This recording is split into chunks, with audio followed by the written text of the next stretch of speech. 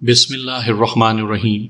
سامعین کرام، آپ سن رہے ہیں اردو داستان حروف ساز، جس کے مصنف ہیں کاشف زبیر، اور یہ اس سلسلے کی آخری اور قسط نمبر 5 ہے۔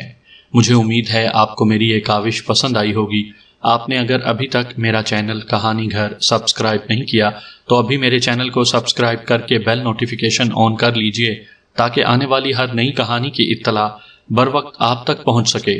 آپ کی اطلاع کے لیے عرض کرتا چلوں کہ اس کہانی کی تمام اقساط بالترتیب سننے کے لیے ڈسکرپشن میں مکمل پلے لسٹ کا لنک موجود ہے۔ مرزا جمیل نے شروع سے واضح کر دیا تھا کہ ٹائپ رائٹر کے کی بورڈ اور کمپیوٹر کے کی بورڈ میں خاصا فرق ہوگا، کیونکہ ٹائپ رائٹر کا کی بورڈ پہلے ہی منظور ہو چکا تھا۔ یہ مقتدرہ کا تیار کیا ہوا کی بورڈ تھا، جبکہ کمپیوٹر کی ضروریات اس سے قطعی مختلف تھیں۔ کمپیوٹر کی بورڈ نہ صرف کتابت کرتا تھا، بلکہ یہ تصحیح، پیوند میں اضافے کے ساتھ ساتھ متعدد دوسرے کام بھی کرتا تھا جو ٹائپ رائٹر پر ناممکن تھے۔ لہٰذا لوگوں کا یہ اصرار کہ مقتدرہ کا کی بورڈ ہی استعمال کیا جائے قطعی بے جا تھا۔ دونوں اقسام کے کی بورڈ کے استعمال میں بھی زمین آسمان کا فرق ہے۔ اردو ٹائپ رائٹر ایک بے حد پیچیدہ مشین ہے جسے استعمال کرنا خاصی فنی مہارت کا کام ہے۔ ایک ٹائپسٹ کو کسی اچھے انسٹیٹیوٹ سے سیکھنے میں 6 مہینے سے زیادہ کا عرصہ لگ جاتا ہے۔ اس کے مقابلے میں کمپیوٹر کی بورڈ اتنا آسان ہے کہ 10-12 سال کے بچے بھی 2-3 ہفتے میں کام سیکھ جاتے ہیں۔ ٹائپ رائٹر کی کیز کو طاقت سے دبانا پڑتا ہے۔ اس سے نہ صرف انگلیوں پر زور پڑتا ہے بلکہ رفتار بھی کم ہو جاتی ہے، کیونکہ اس میں کیز میکینیکل طریقے سے کام کرتی ہیں، جبکہ کمپیوٹر کی بورڈ میں سافٹ کیز ہوتی ہیں جو انگلیوں کے معمولی دباؤ سے کام کرتی ہیں۔ یہ طریقہ برقی ہے، لہٰذا کی دبانے کے سیکنڈ کے 1000ویں حصے کے اندر مطلوبہ لفظ ٹائپ ہو جاتا ہے۔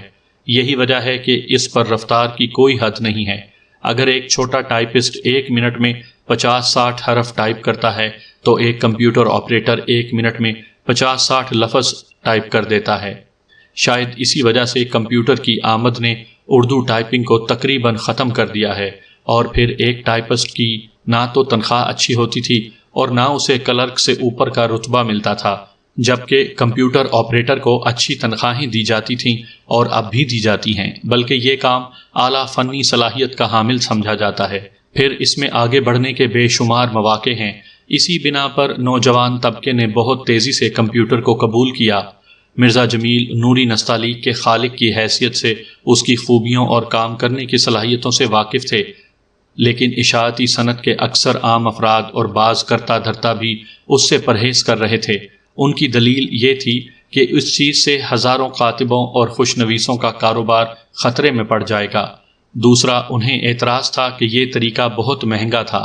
حالانکہ ایسی بات ہوتی تو ادارہ جنگ سمیت کئی ادارے اس چیز کو استعمال نہ کرتے۔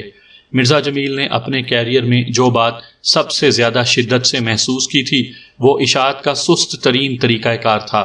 اس کی وجہ سے کسی بھی کتاب کو بازار میں آنے کے لیے سال بھر کا عرصہ درکار ہوتا تھا، اور کوئی بہت جلدی بھی کرتا تب بھی یہ کام 6-7 مہینوں سے پہلے نہیں نمٹ سکتا تھا۔ اشاعتی صنعت کی ترقی میں تیز رفتار اشاعت ایک فیصلہ کن حیثیت رکھتا ہے۔ جو ملک تیز رفتار اشاعتی صنعت رکھتے ہیں ان کے ہاں کتابیں بکنے کا تناسب بھی زیادہ ہوتا ہے۔ امریکہ یا یورپ میں کوئی بھی کتاب 1 ہفتے کے اندر بازار میں آ جاتی تھی، اور اب تو یہ دورانیہ صرف 2 دن پر محیط رہ گیا تھا۔ یعنی آج کتاب مصنف نے ختم کی اور 2 دن بعد یہ لوگوں کے ہاتھ میں ہوگی۔ لوگ الیکٹرانک میڈیا کی اس تیز رفتاری کے باوجود کتابیں پڑھنا پسند کرتے ہیں۔ یہی وجہ ہے کہ مغربی ممالک میں کبھی کتابوں کی فروخت میں کمی نہیں آئی، بلکہ ان میں مسلسل اضافہ ہی ہوتا جا رہا ہے۔ بعض لوگ کہیں گے کہ یہ ترقی انگریزی زبان کی تیز رفتار کمپوزنگ کی وجہ سے حاصل ہوئی، تو ان کی اطلاع کے لیے عرض ہے کہ جاپان اور چین میں بھی کتابوں کی اشاعت چند دن میں ممکن ہو جاتی ہے، اور وہاں لوگ مغربی ممالک سے زیادہ کتابیں پڑھتے ہیں، اور اس کا تعلق شرائع خواندگی سے بھی نہیں بنتا۔ ورنہ سری لنکا اور ایران جیسے ممالک میں کتابیں پڑھنے کا اتنا رواج نہیں ہے جتنا کہ ہونا چاہیے۔ یہاں شرح خواندگی خاصی زیادہ ہے۔ پاکستان میں اس معاملے میں ایک خاص ماحول ہے۔ ہمارے ہاں شرح خواندگی زیادہ نہیں ہے، لیکن لوگوں میں پڑھنے کا شوق اب بھی برقرار ہے۔ اگرچہ برقی میڈیا نے اس رجحان کو خاصا کم کر دیا ہے، لیکن اب بھی بے شمار افراد کتابیں پڑھتے ہیں۔ مسئلہ وہی ہے کہ انہیں اپنی دلچسپی کے موضوع پر کتابیں نہیں ملتی، لہٰذا ہماری اشاعتی صنعت صرف ناول، کہانیاں، شاعری اور طنز و مزاح چھاپنے تک محدود رہ گئی ہے۔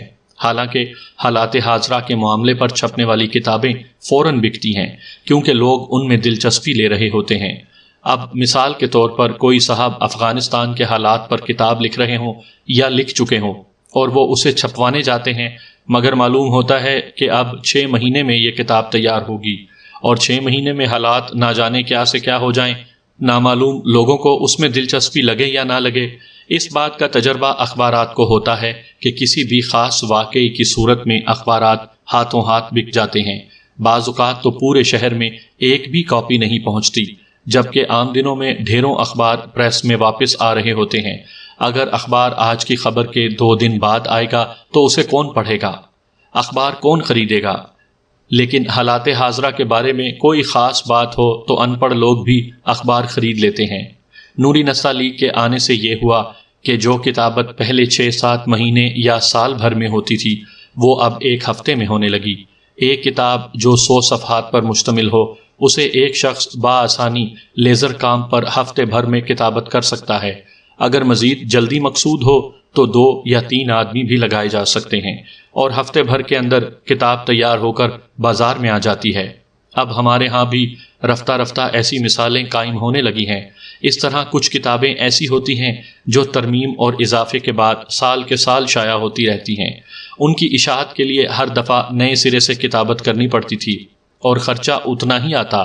اب یہ ممکن ہے کہ کتاب کے پہلے ایڈیشن کو فلاپی ڈسک میں محفوظ کر لیا جائے، اور بعد میں جب بھی ضرورت ہو نوری نستعلیق کے ذریعے اس میں ترمیم اور اضافے کے ذریعے نیا ایڈیشن کتابت کر کے چھپوا لیا جائے۔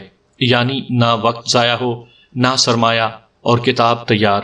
نہ جانے کیوں درسی اور نصابی کتب چھاپنے والے اس سہولت سے فائدہ نہیں اٹھاتے تھے۔ ہر دفعہ نئے سرے سے کتاب تیار کی جاتی تھی اور وقت الگ ضائع ہوتا تھا کہ طلباء بیچارے کتاب کے لیے پریشان پھرتے رہتے تھے۔ مرزا جمیل سے بعض لوگوں نے اعتراض کیا کہ نوری نستعلیق بہت مہنگی ہے۔ عام کتابت 10 یا 20 روپے میں صفحے کے حساب سے ہو جاتی ہے، لیکن نوری نستعلیق میں 50-60 روپے فی صفحے خرچہ آتا ہے۔ یہ خرچہ پبلشروں کو بہت کھلتا تھا، اور بہت سارے پبلشر بدستور ہاتھ سے کتابت کروا رہے تھے۔ انہیں مرزا جمیل نے سمجھایا کہ نوری نستعلیق ان کے لیے بھی سستی ہے۔ اس کی مثال یوں لیں کہ یہ کم جگہ گھیرتی ہے۔ اب ہاتھ سے کتابت سے 100 صفحے بن رہے ہیں تو یہ کام نوری نستعلیق 80 صفحات پر کر دے گی۔ گویا 20 صفحے یعنی کاغذ اور روشنائی کا خرچہ تو یوں ہی بچ گیا۔ دوسرے پبلشر کا وقت بھی بچ رہا ہے۔ وہ ایک کتاب پر 6 مہینے لگاتا جو درد سر سے کم نہیں تھا، لیکن نوری نستعلیق سے یہ کام اسے 1 ہفتے میں مل جاتا، اور وہ کتاب بازار پہنچا کر ایک نئی کتاب کی تیاری میں لگ جاتا، یعنی اس سے بزنس کی رفتار میں بھی تیزی آ جاتی۔ سب سے بڑی بات یہ تھی کہ جو کتاب آج 1 لاکھ کی تعداد میں بکتی تو ممکن ہے 6 مہینے بعد اس کی 10,000 کاپیاں بھی نہ بکتیں۔ اب پبلشر کی مرضی کہ وہ 1 لاکھ کاپیاں بیچ کر زیادہ کماتا ہے یا 10,000 کاپیاں بیچ کر کم کماتا ہے۔ مرزا جمیل نے لوگوں کو یہ یقین دلایا کہ ابھی یہ ابتدا ہے۔ کمپیوٹر بہت مہنگے ہیں اور پورے ملک میں چند ایک ہی ہیں، لیکن جیسے جیسے کمپیوٹرز سستے ہوں گے ملک میں ان کی تعداد بڑھے گی، زیادہ تربیت یافتہ کی آپریٹر سامنے آئیں گے، ویسے ویسے کتابت کی قیمت بھی گرتی چلی جائے گی۔ ان کی یہ پیش گوئی بالکل درست ثابت ہوئی تھی۔ آج 20 سال گزر جانے کے بعد بھی جدید ترین اردو کمپوزنگ کی شرح 50 روپے فی صفحے سے زیادہ نہیں ہے، یعنی 20 سال پہلے والی۔ حالانکہ دیگر چیزوں کی قیمت سے موازنہ کیا جائے، مثلا کاغذ اور سیاہی کی قیمت سے، تو اس میں بھی کم از کم 3 گنا اضافہ ہونا چاہیے تھا۔ اور اگر کسی کے پاس اپنا کمپیوٹر ہے تو وہ یہ کام بالکل مفت میں کر سکتا ہے، یعنی کمپوزنگ خود کر سکتا ہے۔ نوری نستعلیق کی بدولت اخبارات اور رسائل کے دفتروں میں کم عملے کی ضرورت پڑنے لگی۔ یوں عملے پر سے کام کا دباؤ کم ہوا۔ کمپیوٹرز کی آمد نے دفتروں کو نیا رنگ دیا۔ ان کی سجاوٹ اور بناوٹ کسی طرح کسی بڑے تجارتی ادارے سے کم نہیں ہے۔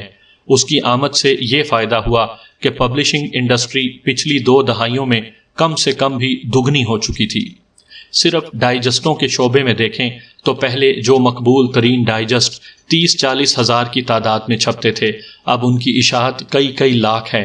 اس طرح پہلے یہ ڈائجسٹ خاصی تاخیر سے شائع ہوتے تھے، تو اب بعض ڈائجسٹوں کا یہ حال ہے کہ مئی کے مہینے میں ان کا جولائی کا شمارہ آ چکا ہوتا ہے۔ یہ بات اکثر پبلشرز کی سمجھ میں آ گئی، خاص طور سے درسی کتابیں چھاپنے والے پبلشرز نے اس کا بہت فائدہ اٹھایا اور ایک دن میں کتاب مارکیٹ میں لانے لگے، کیونکہ رنگا رنگ انگلش میڈیم اسکولوں نے نت نئے نصاب اپنا لیے ہیں، جس کی وجہ سے ہر روز مارکیٹ میں ایک درسی کتاب آنے لگی۔ اس بہتی گنگا میں پبلشرز نے خوب ہاتھ دھوئے، لیکن نوری نستعلیق کے زمانے میں جب کہ یہ چیزیں نت نئی تھیں، کم ہی لوگوں نے اس چیز کو استعمال کیا۔ حیرت انگیز بات یہ تھی کہ مرزا جمیل نے اپنے ادارے میں نوری نستعلیق رائج نہیں کی تھی۔ اس پر لوگوں نے ان سے پوچھا، آپ نے اب تک خود اس مشین کو استعمال کیوں نہیں کیا؟ اس کی وجہ مرزا جمیل نے جواب دیا، یہ معاملہ خاصا پرانا ہے۔ سن 1964 میں ایلیٹ نے پاکستان میں پہلی بار سپر کلریشن کا کام شروع کیا تھا۔ اس مقصد کے لیے میں نے پہلا کلر سکینر لگایا۔ پورے ایشیا میں جاپان کے بعد پاکستان دوسرا ملک تھا جہاں کلر سیپریشن میں کلر سکینر کا استعمال شروع ہوا۔ دیکھا دیکھی کچھ اور افراد اور اداروں نے اس جیسی یا اس سے بہتر مشینیں منگوائی تھیں، لیکن ایک تو ان کے پاس کام کا تجربہ نہیں تھا اور دوسرے مطلوبہ افراد بھی نہیں تھے، لہٰذا ان کا تجربہ ناکام رہا اور انہیں نقصان اٹھانا پڑا۔ اس سے یہ تاثر پیدا ہوا کہ صرف جمیل اور ایلیٹ کے ماہر ہی برقی مشینوں کو صحیح طریقے سے استعمال کر سکتے ہیں۔ اس سے بد دل ہو کر دوسرے اداروں نے خاصے عرصے تک اس ٹیکنالوجی کو استعمال نہیں کیا، کیونکہ نوری نستعلیق کے بنانے اور اسے رائج کرنے میں ہی سب سے زیادہ سرگرم رہا تھا، لہٰذا میں ہی اسے سب سے پہلے ایلیٹ کے لیے لے لیتا اور دوسرے ادارے اسے صحیح طریقے سے استعمال نہیں کر پاتے، تو پھر وہی تاثر ابھرتا جو اس ایجاد کے لیے سخت نقصان دہ ہوتا۔ اس لیے میں نے فیصلہ کیا کہ فی الوقت میں اسے استعمال نہیں کروں گا، لیکن دیکھوں گا، اگر کسی اور صاحب نے اسے نہیں لگایا تو میں اسے استعمال کر کے دکھاؤں گا۔ بعد میں ایسا ہی ہوا۔ جنگ لاہور کی دیکھا دیکھی دوسرے اداروں نے بھی اس چیز کا استعمال شروع کر دیا اور دیکھتے ہی دیکھتے نوری نستعلیق اشاعت کی دنیا میں لازمی عنصر کی حیثیت اختیار کر گئی، اور آج بھی یہ اس قسم کے کسی مقبول ترین پروگراموں میں شامل ہے، کیونکہ ایک اچھے خوشنویس کی تیاری پر 5 سے 10 سال کا عرصہ لگتا ہے۔ اس دوران میں سیکھنے والا کوئی اور کام نہیں کر سکتا، جبکہ نوری نستعلیق پر کام کرنے والا شخص محض 1 مہینے میں ماہر ہو جاتا تھا۔ بدقسمتی سے ہمارے ملک میں سب سے طاقتور طبقہ مفاد پرستوں کا ہے، جو ہر کام کو اپنے مفاد کی نظر سے دیکھتے ہیں۔ ان کے نزدیک انگریزی اردو سے زیادہ اہم رہی ہے، اس لیے یہ ہر اس کام میں رخنہ اندازی کرتے تھے۔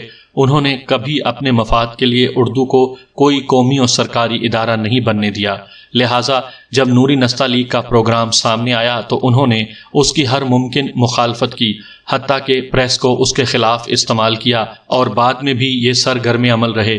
مزے کی بات تھی کہ نوری نستعلیق کی مخالفت میں بعض بیانات اور مضامین نوری نستعلیق میں ہی کمپوز ہو کر چھپے تھے۔ مرزا جمیل نے سیاست سے ہمیشہ گریز کیا، لہٰذا انہوں نے اس قسم کی مخالفت کی کوئی پرواہ نہیں کی اور اپنے کام سے کام رکھا۔ انہیں معلوم تھا کہ ان کی ایجاد اپنی اہمیت خود منوا لے گی۔ البتہ انہوں نے قومی ترقی کے لیے حکومت کو مشورے ضرور دیے، جن میں ایک مشورہ یہ بھی تھا کہ حکومت درآمد کیے جانے والے 10 کمپیوٹرز خود خرید کر انہیں مختلف شہروں میں اشاعتی صنعت کے لحاظ سے لگوا دے، اور اس کے لیے ایک ٹائپ سیٹنگ کارپوریشن بنا دے جو پبلشروں کو اپنی خدمات بیچے۔ ہر آدمی اپنی ضرورت کے مطابق فلاپی پر اپنی کتابت کروا سکے گا۔ اس سے لوگوں کو بھی فائدہ ہوتا کہ انہیں معیاری کتابت سستی اور فوری ہو جاتی۔ کوئی مفاد پرست مشین سے زیادہ نفع نہیں حاصل کر سکتا تھا، دوسرے اس سے حکومت بھی کماتی، اور سب سے بڑھ کر یہ کہ نئی ٹیکنالوجی بہت جلد پورے ملک میں رائج ہو جاتی۔ مگر افسوس کہ اس تجویز کی طرف کوئی توجہ نہیں دی گئی۔ دوسری تجویز یہ تھی کہ ایک فرد یا ادارہ ایک مشین لے اور اس کے کی بورڈ دوسرے اداروں کو فروخت کر دے۔ اس زمانے میں ایک کی بورڈ 1 لاکھ روپے کا آتا تھا۔ ہے نا ناقابل یقین بات؟ آج یہی کی بورڈ اس سے کئی زیادہ کوالٹی اور خصوصیات والا صرف 200-250 روپے میں آ جاتا ہے۔ اس کا فائدہ یہ تھا کہ ہر شخص اپنے کی بورڈ سے کام لے سکتا تھا۔ تمام تر مخالفتوں کے باوجود نوری نستعلیق نے اپنی اہمیت منوا لی تھی۔ بے شک آج اس سے زیادہ بہت زیادہ جدید پروگرام آ چکے ہیں لیکن اس کی اہمیت کم نہیں ہوئی، لیکن آپ اس کا موازنہ گراہم بیل کے پہلے فون سے کریں جو آج ایک مضحکہ خیز آلہ لگتا ہے۔ جدید قسم کے رنگا رنگ فون سیٹوں کے سامنے اس طرح دنیا کا پہلا ریلوے انجن کیا تھا؟ آج یقیناً اس طرح کے انجن نہیں چل رہے ہیں۔ کمپیوٹر کی دنیا میں تو اور بھی تغیر ہے۔ ترقی یافتہ ممالک میں ہر تیسرے سال میں پرسنل کمپیوٹر کی نئی اقسام آ جاتی ہیں۔ اب تو ہمارے ہاں بھی 90% کمپیوٹرز 5 سال میں بدل دیے جاتے ہیں یا اپ گریڈ کر لیے جاتے ہیں۔ سافٹ ویئر کی دنیا میں تو اس سے بھی زیادہ تغیر ہے۔ ابھی ایک سافٹ ویئر صحیح طریقے سے استعمال میں بھی نہیں آتا کہ دوسرا اس سے جدید سافٹ ویئر آ جاتا ہے۔ اس کی سب سے بڑی مثال ونڈو آپریٹنگ سسٹم ہے، جس کی 7-8 الگ الگ اقسام آ چکی ہیں، جبکہ ان کی بھی متعدد ذیلی اقسام ہیں۔ نوری نستعلیق غالباً واحد نان آپریٹنگ سافٹ ویئر ہے جو گزشتہ 20 سال سے استعمال ہو رہا ہے۔ کمپیوٹر کی دنیا میں یہ عرصہ عمر خضر سے کم نہیں ہوتا۔ سافٹ ویئر تو 2-3 سال کے عرصے میں مکمل طور پر بدل جاتے ہیں یا ان کی جگہ دوسرے پروگرام آ جاتے ہیں۔ نوری نستعلیق کے لیے اپنی اہمیت برقرار رکھنا کسی معجزے سے کم نہیں ہے۔ اس کے بعد بھی کئی اعلیٰ درجے کے اردو کتابت کے پروگرام آئے جیسے شاہکار، لیکن نوری نستعلیق جیسی شہرت کسی کو حاصل نہیں ہوئی۔ قومی اہمیت کے اس پروگرام کی تیاری تنہا مرزا جمیل کے سر جاتی ہے، جنہوں نے اس کے لیے نہ صرف سرمایہ فراہم کیا بلکہ اس کے لیے خود بھی دن رات شدید محنت کی۔ اس دوران میں انہوں نے اپنے سکون اور آرام حتیٰ کہ اپنے کاروبار پر بھی کوئی توجہ نہیں دی جو ان کے روزگار کا ذریعہ تھی۔ خدا نخواستہ یہ منصوبہ ناکام ہو جاتا تو انہیں بھاری مالی خسارہ برداشت کرنا پڑتا، مگر خدا نے ان کی محنت اور خلوص کو قبول کیا اور انہیں بے مثال کامیابی دی۔ ان کا نام اردو کی تاریخ میں ہمیشہ کے لیے محفوظ ہو گیا تھا۔ حکومت نے ان کے خدمات کے اعتراف میں انہیں تمغہ امتیاز سے نوازا، لیکن ان کے لیے اصل تمغہ نوری نستعلیق کی کامیابی ہے جو ہمیشہ ان کے سینے پر فخر سے جگمگاتا رہے گا۔ آج کل مرزا جمیل تقریباً ریٹائر ہو چکے ہیں۔ ان کا قائم کردہ ادارہ ایلیٹ پبلشرز آج بھی وطن عزیز کے چند اہم ترین پبلشنگ اداروں میں شامل ہے۔ اب یہاں مرزا جمیل کی اگلی نسل کام کر رہی ہے۔ کبھی کبھی خود مرزا جمیل بھی اپنے لگائے اس تناور درخت کی چھاؤں میں سستانے آ جاتے ہیں۔ عمر کی 80 بہاریں دیکھ کر وہ خوش اور مطمئن ہیں۔ ایک فرد کے ذمہ دوسرے فرد، خاندان، معاشرے اور انسانیت کے جو فرائض ہوتے ہیں، مرزا جمیل نے انہیں بڑے احسن طریقے سے ادا کیا۔ انسان فانی ہے، ممکن ہے کل مرزا جمیل ہم میں نہ رہیں، لیکن ان کا کام اور ان کا نام نوری نستعلیق کی شکل میں ہمیشہ زندہ رہے گا۔